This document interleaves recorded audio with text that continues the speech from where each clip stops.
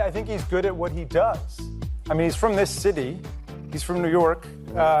And he's been a con man and an operator for a long time. And he operates like the best of the crime bosses, which is he always insulates himself with several layers of lawyers and money and flunkies between himself and that which he orders to be done.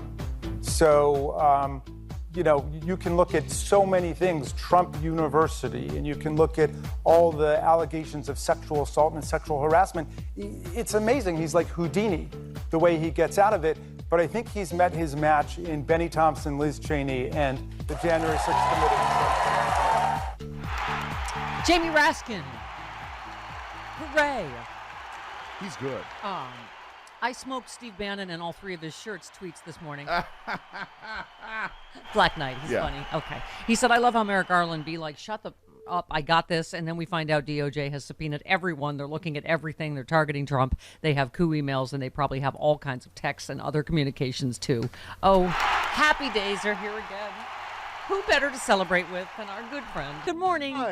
Hi, good morning. I have a bit of business to take care of right here at the top. Okay. Which is to say, thank you, Allison Gill from Mueller, She Wrote. Yes.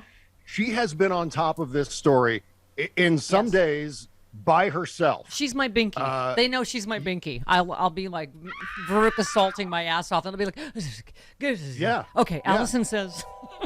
Right. But I mean, she has been out there on a limb reporting this story with this in mind, with this day in mind, knowing that it was going to lead here. Because what she's doing, it's kind of an amazing thing. She not only reads headlines, but she reads articles. Oh, you believe that? It's what? A strange thing what a in the nerd. age of social media. Nerd. She clicks on articles and then reads the content of those articles.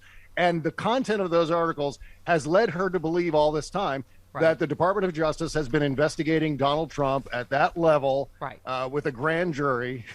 And she is absolutely right. And she deserves a lot of credit for sticking her nose into this. She was just on with us Monday, and she always takes crap on Twitter. People are like, oh, she's just like liberal porn to make liberals feel better. It's not blah, blah, blah.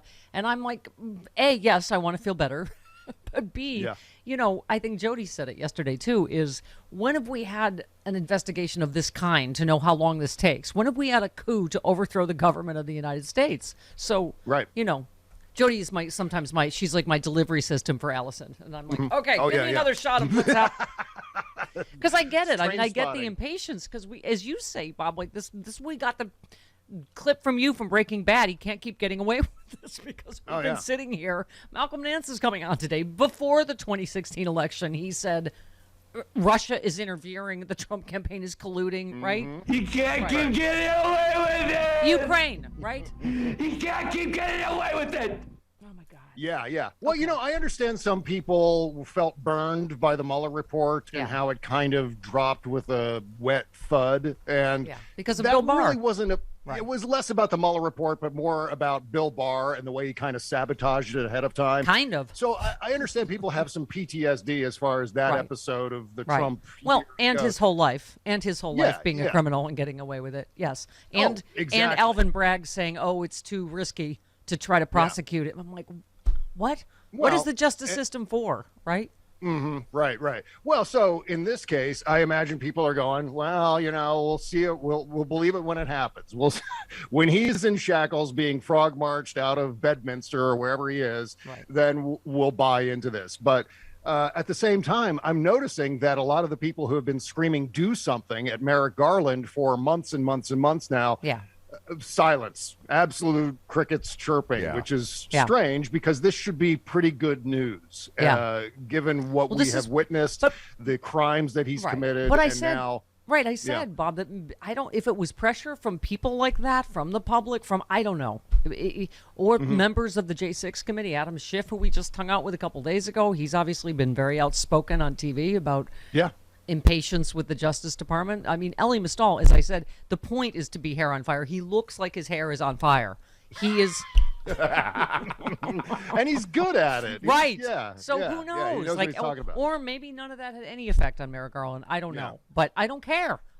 However he goes to prison. Well, I wrote last week in an article I did for the Banter newsletter that Merrick Garland is trailblazing here. He's creating something new that hasn't been done in the history of the executive branch of the United States government, and which is to investigate an ex-president, prosecute an ex-president. So this is new territory. So what he's doing is, because the United States government is so based not only on the rule of law, but also on tradition and precedent.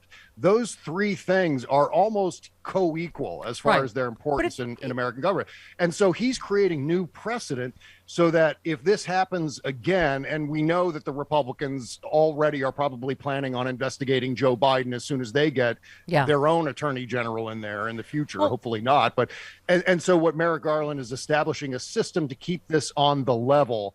In case, not only to keep this, above board, but also for future attorneys general to pursue. Bob, if you listen to our friend Joe Weinbanks, or by the way, Bob Cesca tweets, if you listen to only one of my shows, make it this one. I had the honor of talking to Robbie Pickering, creator and executive producer of the amazing Gaslit miniseries on Stars, which was, by the way, great podcast. I love how you talk to him about how he writes fascists and, the G. Gordon Liddy stories.